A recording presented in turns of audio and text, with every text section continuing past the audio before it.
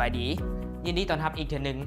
ในวิดีโอก่อนหน้านี้นางจันมิลาได้เริ่มเขียนแผนธุรกิจของเราโดยนำไส้ห่างที่ได้เอาให้เราแผนแม้นยังบ่ทันสมบูรณ์เถื่อแต่เราฮู้ว่าเราสามารถกลับมาปรับปรุงมันได้อีกและเดี๋ยวนี้เราต้องได้คิดเกี่ยวกับหมวดต่อไปนั่นก็คือแผนการตลาด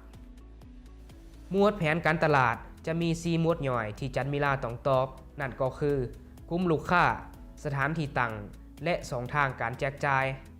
การตั้งราคาสินค้าและการขายและการโฆษณาสำหรับเรื่องนี้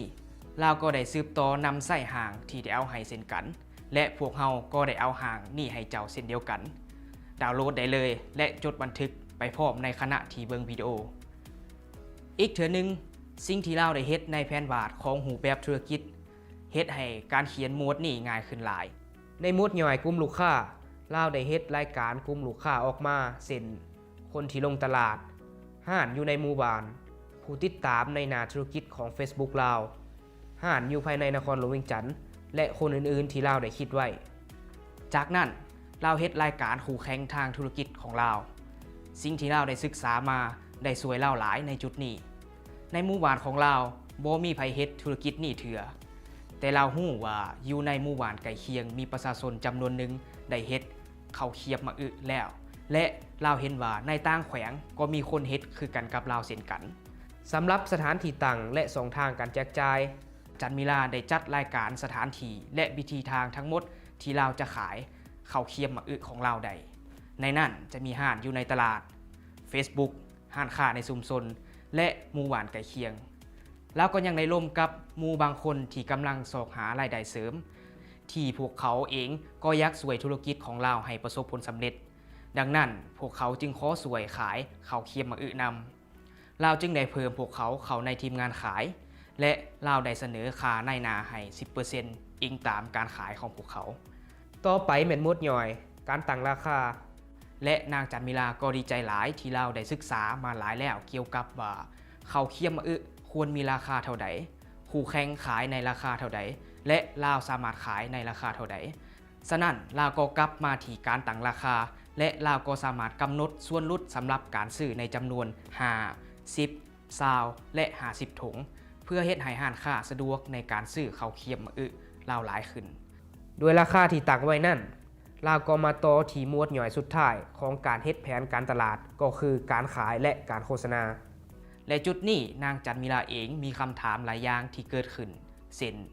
เราจะเฮ็ดให้คนฮู้ว่าเราเฮ็ดธุรกิจนี้ได้แนวใดเราจะดึงดูดลูกค้าได้แนวใดพวกเขาจะฮู้ได้แนวใดว่าสินค้าของเราแซ่บกว่าอาหารอื่นเราฮู้ว่ามีหลายสิ่งหลายอย่างที่เราสามารถเฮ็ดได้เช่นเราสามารถใช้สื่อสังคมออนไลน์เช่น Facebook หมู่ของเรามีคนติดตามหลาย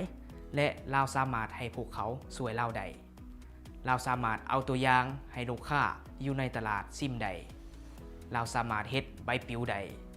เราสามารถบอกต่อให้คนที่เรารู้จักและให้พวกเขาบอกต่ออีกและแน่นอนหมู่เพื่อนและครอบครัวที่ตกลงจะขายให้เราสามารถบอกต่อให้คนอื่นรู้หลายเท่าที่จะหลายได้นางจันมิลารู้ว่าเราอาจจะมีความคิดอื่นๆอีกถ้าเราไปเบิ่งสิ่งที่ธุรกิจอื่นเฮ็ดได้แต่ว่าความคิดที่กล่าวมานั่นเป็นการเริ่มต้นที่ดีแล้วดังนั้นเราจึงเอามันมารวมไว้นี่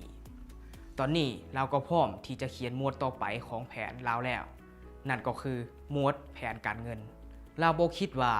จะมาเขียนได้ขนาดนี้แต่ห่างของแผนวาดและสิ่งที่เราได้เฮ็ดมาทั้งหมดในแผนวาดของรูปแบบธุรกิจเฮ็ดให้รู้ว่าการเขียนแผนนั่นก็บ่แม่นเรื่องยากคือกับที่คิดและคอยคิดว่าเจ้าก็คงจะคิดแบบนั้นเช่นกันแต่ทับอิฐนี่ให้เจ้าใช้เวลากับการเติมใส่แผนวาดการตลาดสำหรับธุรกิจของเจ้าก่อนบ่จำเป็นต้องสมบูรณ์เถื่อก็ได้บันทึกความคิดไว้และเจ้าสามารถเฮ็ดคือกับนางจันมิลาได้และก็กลับมาเฮ็ดคืนอีกและเมื่อเจ้าเฮ็ดสำเร็จแล้วก็พร้อมแล้วสำหรับหมวดการวางแผนการเงินและพบกันในวิดีโอต่อไป